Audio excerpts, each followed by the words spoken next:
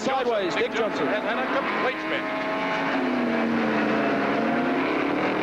Took up the Hey, true blue, escape road, as you can see at the end. don't say you've gone. Say you've knocked off for a smoker, and you'll be back later on. Hey, true blue. Hey, true blue. Give it to me straight, face to face. Are you really disappearing? Just another dying race. Hey, true blue.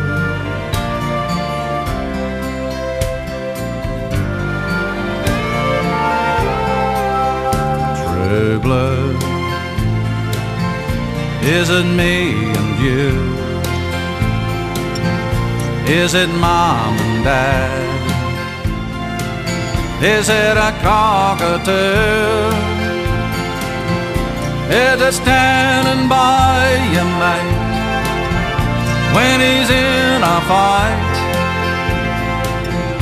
Or will she be right? True blue, I'm asking you. Hey, true blue. As you can see, got the boot lid painted, the spoiler. It's come up pretty good. Maybe a bit of fine tuning in the future, but pretty much that's what I wanted. Dick Johnson tribute on his 79 XC Cobra. I don't know if it was originally a Cobra that he ran, but I put the Cobra paint scheme underneath, so it sort of comes through, just for a bit of interest. Whether it was or not, I don't know. It might have been one of the pre-production Cobras that he ran, but yeah, I thought I'd do that anyway, just for a bit of interest. And yeah, what I'll do next is, on the next video, is mock the whole car up. It won't come off the rotisserie, so, but I'll get all the panels on it, and mock the wheels up underneath it, just to give me a rough idea where I'm heading. I'll still be in the garage, so I won't be really able to stand back and have a good look at it, but hopefully it'll give me a fair idea of where I'm at and if the paint job works or not. And remembering that, once again, this is 2-pack underneath, so as is the whole car. So this can be, at a later date, can be scuffed back. It's only cheap rattle can spray paint I've done this with. There's not much of it on there, so it can be scuffed back to the 2-pack and then repainted properly if I want to in the future. So yeah, it's coming along. Obviously, bumper bars won't be fitted because that's where the rotisserie mounts to, and I haven't done the bumper bars yet, but still, it'll give me a reasonable idea. See, and we'll just see how we go. I've still got to do the tail light panel. I'm not sure. I've got a couple ideas for that, but that'll be a quick job anyway. So yeah, I couldn't find many original pictures. Now, getting pictures to do this was also pretty hard. I couldn't find many original pictures to get the lettering right. This is actually the original car, but at some stage the sign writing has been redone. It's probably been repainted. The original, this one, you can see the lettering, and it clearly comes up to just into the spoiler, just a bit, just along there. And then when you compare it to this one, which has obviously been redone, the letters go a lot higher compared to here. So a lot taller, sort of comes up to here. I went with these taller letters rather than went with the original. So it just goes to show that even the high dollar cars and the sign writing, they don't get it right. And even getting the font right. That's why I paint it. That's why I don't get stickers made up or anything, because quite often they're just not right. But and the boot lid, the true blue. Where is it? At first I wasn't even sure this high strength tube writing was on there, but yeah, after watching some video on that, I could see it, so only faintly. So I really had to go off this replica. Well, it's not a replica, it's the real car, but it's been restored. So, but like I said, these letters should finish about there. So, according to this picture. So, anyway, like I said, there's a lot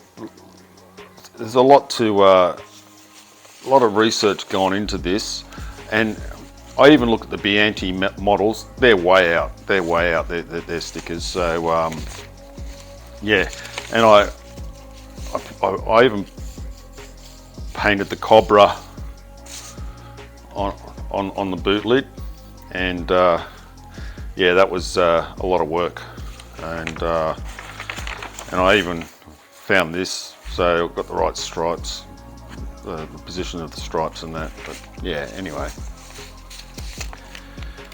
Yeah, it's a lot of work, but I don't mind doing it. So this spoiler, although it was based on the Cobra type spoiler, remember I'm not running the end caps that go on the quarters. I don't really like those, as I mentioned in the previous video. I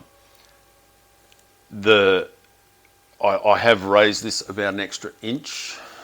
Now, it's a pretty controversial look. A lot of cars in the 70s sort of had this big ducktail type look. I don't mind it. I sort of like the look. Whether it works on this car, the jury's still out. We'll just have to wait and see.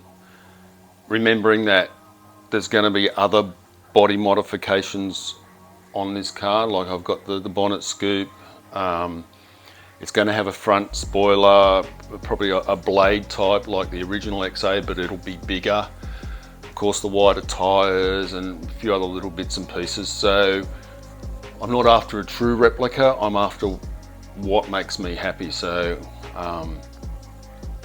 it's controversial, but we'll just have to wait and see how it works. And even if I like it, like I said, I don't mind the big ducktail spoilers, so we'll see how that works out.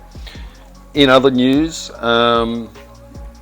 while I'm doing the mock-up, I'm going to start the wiring harness finally. I know I said that probably about 4 or 5 videos ago, but now the basic paintwork's finished.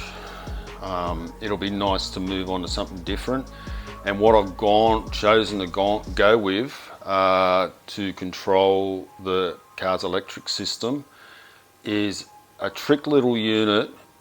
It's for motorcycles, but I'm pretty sure it's made in Germany, but it should run the car. Like, this car's going to have a basic electrical system. We're not talking electric windows, we're not talking air conditioning, we're not talking stereo. It's not even going to have a stereo in it. So it's just the basics, you know, heater, fan, windscreen wipers, headlights, blinkers, brake lights, that sort of thing. So it's not a complicated system. Now, this little unit is a pretty good unit, and I've only glossed over the instructions. There's some videos online on YouTube. It's called Moto Gadget Blue. But basically, essentially, this replaces the fuse box. So there's no fuses. It is a what do you call it? Immobilizer, and it's an alarm. I think it might even have a GPS tracker. It's got lots of neat features. Basically, this Bluetooths to your phone. So once you walk away from the car with your phone, it shuts down the whole electrical system. So it just immobilizes it all. The other thing is that the car is touch sensitive, so if somebody leans on the car or opens a door or anything like that, the alarm will go off, and it'll also send a notification to your phone. So it's pretty good, and it's got lots of little trick features like, for instance, your blinkers. Your blinkers, the flasher unit, it's built into this, and you can adjust the flash. Things like you can adjust the flashing, the amount of flashes, the rate of flashing via your phone.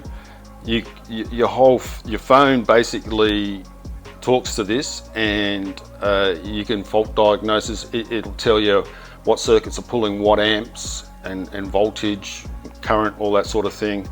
The brake lights, it even has features like the brake lights will flash a couple of times before the brake lights stay on. If it pulls, it's even got a G meter in it, so if it pulls a high G, like in an emergency braking situation, it'll actually turn the hazard lights on. It's got hazard lights as well. So it's got lots of neat features, and I've only really just glossed over through the instructions, and so it's even got a speedo sensor too, so you can operate your speedo through it. So yeah, lots of trick little bits. It was about $550, but when you take into account that by the time you get a good quality fuse holder, an immobilizer, and an alarm system, it's sort of adds up. And this will simplify the wiring process. And it's even got, the other thing it's got is remote start, so you can be standing away from your car and start the car. Lots of stuff like that. It's, like I said, really trick little unit. And look, worst case situation, it doesn't work out for the car, I'll be using it on the bike. So, but I think it'll work. I think it'll work well. It's got auxiliary units for, I can run the fan and wipers off. And then it's got all the normal stuff you have on a motorbike. But yeah, it's all there, and I'm pretty impressed with it. So, and it's solid. It's got no openings. You can't pull it apart or anything. It's a solid chunk of plastic, and it looks high quality. So, and I know people. I did do some research with these things. People have run them in stuff like race cars and hot rods, stuff like that. So they can be converted for cars. It's got basically you just run a main power lead from your battery, put a fuse at your battery. It's a 40 amp, I think. It's 40 amp, which is going to be more than enough for my car. And yeah, you run your power to that, then everything off this. And yeah, like I said, I mean, I could do away with the ignition switch. I could do away with a lot of stuff, basically simplify the whole thing. So I'm going to start messing around with the wiring harness. I'm building a new wiring harness, but first what I'll do is use rope to get my lengths of wire and run the rope through all the car. I want to try and hide as much wiring as I can. I don't want to go overboard, but yeah, I want it clean so you don't see the wiring. So yeah, I'll use rope and build a harness out of rope, if you know what I mean. Different thicknesses of rope to simulate the wiring, and then I can just lay it all on here, and using the old harness and my wiring diagrams I've got in the original factory manuals, I'll be able to put together a harness, and yeah, so stay tuned for that. I'm looking forward, like I said, I'm looking forward to doing something a bit different. And yeah, the next video, mock-up, stay tuned for that. Thanks for watching as usual. Hope I got everything.